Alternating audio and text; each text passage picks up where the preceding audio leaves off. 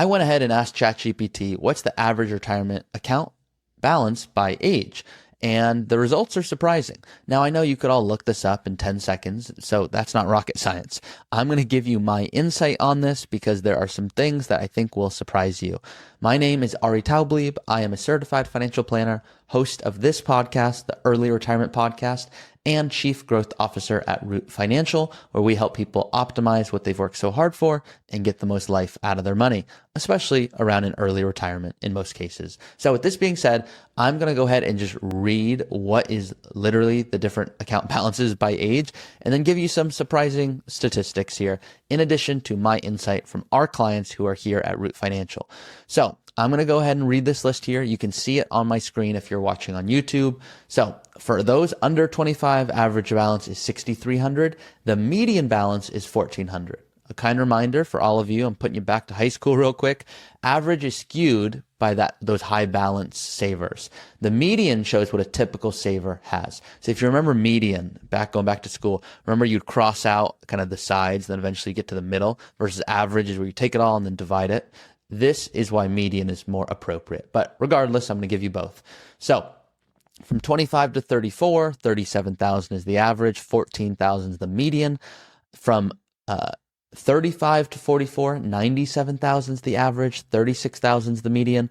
From 45 to 54 years old, 179,000 is the average, 61,000 is the median.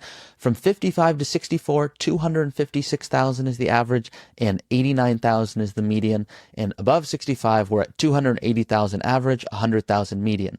Wow, wow, wow. Why is this surprising? I bet this is not most of you, which is pretty wild, because then I went ahead and I needed to ask ChatGPT. I said, okay, give me how much the average retiree spends. And this is very different from what our clients spend. So let me be clear, and I will give you both of those answers. So I'm going to go ahead and read this out. This comes from the BLS Consumer Expenditure Survey, which says average spending per retiree household is about $57,000 per year. Now, it doesn't clarify if that's after taxes, adjusted for inflation, all that good stuff, but I'm going to assume it is here. And they talk about housing being about $20,000 or 35% per year. Transportation, $7,000. Healthcare, $7,000. Food, $7,000. Entertainment, $3,500. Insurance, pension stuff, $3,300, and then other clothing or personal care, $8,500, and that's for couples. They're saying couples is about that $57,000 to $75,000, and singles are $35,000 to $45,000, and of course that can vary. Now those are all the statistics from ChatGPT. Now let me tell you real life, okay? Average Root client who we're working with, they're in that range of $2 to $3 million. Now there's clients with $20, $30 million, and there's clients with $500,000 to $1 million. There's a range. But most of the people that we're working with, they've got $2 to $3 million bucks. They've saved and invested really well, and they want to spend anywhere from $100,000 to $200,000 per year, adjusted for inflation after taxes. Now, why do I share that? Because that's completely different from the numbers I just told you. And I'm not saying that because I'm trying to tell you how great Root is or anything like that. I'm telling you this because I don't want you to feel like you're in the wrong box by any means. If you're listening to this going, wow, I've only got $200,000-$300,000, I bet you're not thinking about retirement. So when I'm seeing these numbers here, these are surprising to me. When I'm looking at an average of people who are above 65 have $280,000, I know that's what the stats show. So I'm not, this comes from Vanguard and Fidelity. I'm not doubting that. I'm saying that's not most of you watching this. That's not most of you listening to this. So because of that, the content that I'm talking about really doesn't apply to those people. And it probably applies to more of you who are listening going, yeah, I've actually saved and invested really well. I'm wondering, should I do Roth conversions? I'm wondering if I retire before 65, is healthcare going to cost me $1,000 a month? Is it going to cost me $20 a month if I'm smart? I'm wondering, do I need umbrella insurance? I'm wondering, is my estate set up properly so that if I keep investing well in the future, when I have those required distributions, are my children going to get taxed like crazy? Or is my spouse going to have to pay crazy taxes if I were to pass away? And with our different age gaps, how does that impact the plan? And how do we make sure that I'm on track for my retirement spending in those go-go years when we have our energy and health and we want to spend way more? That's who I'm talking to. So by no means am I trying to say I'm not trying to help people who have $200,000 or $300,000, unless they don't like soccer. Then I'll never help them. No, I'm just kidding. I'm just a big soccer guy. My favorite team's Arsenal, for those who do not know. So I got to play at Arsenal because of all of you who listen to the podcast and watch on YouTube. You are able, whether you know it or not, to help send me to go play at Arsenal. So that was a legendary experience earlier this year. So thank you for that. Now, I'm telling you this because what I love talking about is not what's most talked about in finance. If you're looking up financial tips, it'll say, here's the best new credit card. Here's how you can travel hack. And here's why you need to make sure you use this credit union. Those things are all fine. Okay, I'll be honest. I don't care about them that much. I'm just being totally honest with you. I don't think they really hold the same weight. If you're thinking about investing well, and I've made this case many times, I've had people who come to me and they're like, I got to make sure I'm saving the right way. And I'll say, you need to invest better.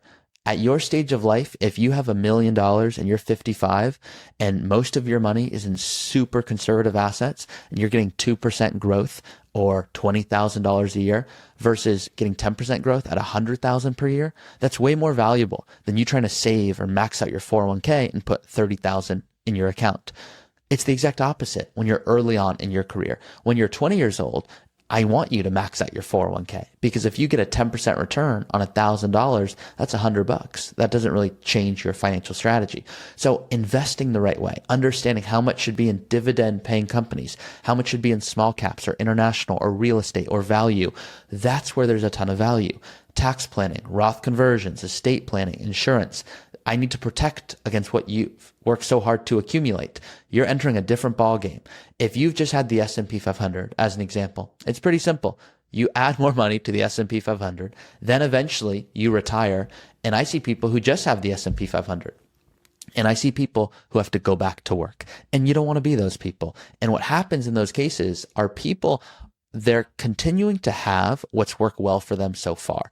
So for example, pretend you're a great saver, and that's more or less your identity a little bit at this point. You're a great saver. You might stay a great saver in retirement, and you also might pass away with $10 million if you do that. So my job is to come in and say, hey, maybe it's time to spend a little bit more. Not frivolous. Don't just spend for the sake of it. But here's the position you're in. You're in a great spot. I don't want you mad at me when you're 75 with $5 million. On the flip side, there are cases where I will be the mean advisor that says, look, I promise not mean, just transparent to say, I don't want you to run out of money. So I know you don't love your current role. I need you to work 2 more years because then we're in a good spot. Or I need you to work 3 more years because if not, you want to travel, have health care, do a home remodel, and pay for your kids' college. Yes, your retirement looks good long term, but in the short term, it's going to put too much pressure on your portfolio if markets don't do well. So it's giving the confidence to a client to retire knowing they didn't miss something. There was nothing that they overlooked. So are these average accounts and balance and spending good to hear? Yes. Maybe it's a little bit of an ego boost, and there's nothing wrong with that. If you're like, hey, wow, I'm way above the average. But then we want to make sure we're kind of bring that back to real life. And some of you are in the sweet spot. You're like, I have $2 million and I want to spend $4,000 a month. That's awesome. I would have no idea why you're working unless you really love it. Other people are like, I saw that I just heard you say the average balance of, 65 is 280,000. But to be honest, I don't know how anyone could retire on that. I live in California. 280,000 is like one good year. Like I pay my mortgage, I travel, kids are in college, I bought a new car, and like we're right there. And that's true. And I see a lot of couples in those cases as well. So averages are good. They're not what I would rely on in the same way I don't rely on percentages like people often talk about. Make sure to save 10% of your income. Hey, that's a nice rule because it gets people to take action. But if you make $50,000 a year and you save 10% of your income, you're likely not retiring early. So that's different versus if you make $1 million a year, save 10%. You might oversave for retirement. So all of the content I'll always make is super, super dialed for tax planning, estate planning, withdrawal strategy, income, investing. That's where I find a lot of the weight is held that changes your retirement in a big way. Not saying there's people out there who don't do the credit card hacking well and the travel and use the points. And, I try, I do a very bad job at that, I will admit, because I just don't care about it that much. I would rather spend my time focusing on my business or spending time making a new video because I just enjoy that way more. But I know everyone's different. So by no means am I saying credit cards are evil or anything like that, but that is not changing your retirement. It's these other things that hold way more weight. And if you're wondering, hey, am I in a good spot? There's tons of different rules out there. Some people are saying you should have make sure to save 3 times your salary by age 40, or 6 times by age 50, or 10 times by 67. There's other people that I've heard who say, hey, if you want to make sure that you never run out of money, well, the biggest thing you can do is just don't withdraw ever more than 3% of your portfolio. You could do that. You could absolutely do that. But you'll probably look back going, why didn't I spend more? The bigger risk there is you look back with regret going, I could have lived a more full life. Now, money doesn't only add to a full life, but there are things where you would go, money would create more fulfillment and purpose because I could spend more time with who I care about most. And that's what I want to do. So hopefully maybe an informative episode, more of a gut check that you might go, wow, I'm in a pretty good spot compared to the average retiree, but it doesn't mean I'm on track for my own retirement. So I encourage everyone, if you haven't already, use the Early Retirement Academy to go play around with your own numbers, your own software that you can go, it's not your software, but you will be able to use it. It is software so that you can go play around, run what if scenarios, see what you're on track for, and when you're in a position to retire with confidence. Then finally, if you want to work with us here at Root Financial, this is what we love to do. We help clients optimize what they've worked so hard for so they can get the most life out of their money. I'll see you guys next time. Thank you all, as always, for listening to the Early Retirement Podcast. I love getting to host these shows and make different content for you guys every single week. I've not missed a single week in years, and that is because I love getting to do this. Now, please be smart about this before you actually execute any strategy that you see me talk about, or hear me talk about, should I say. Please talk to your financial advisor, your tax preparer, your estate attorney. Please be smart about this. None of this should be construed as financial advice. This is for fun, educational, informational purposes only. Once again, just quick disclaimer here, guys, please be smart about this. Appreciate you listening as always. And you can, of course, submit a question on my website, earlyretirementpodcast.com. If you, of course, want me to address a specific case study or topic, I will not promise I can get to it, but I respond to every single person. And if I find it will be helpful for a lot of people, I will absolutely make an episode on it. At the very least, give you some insight. That's it. Thanks, guys.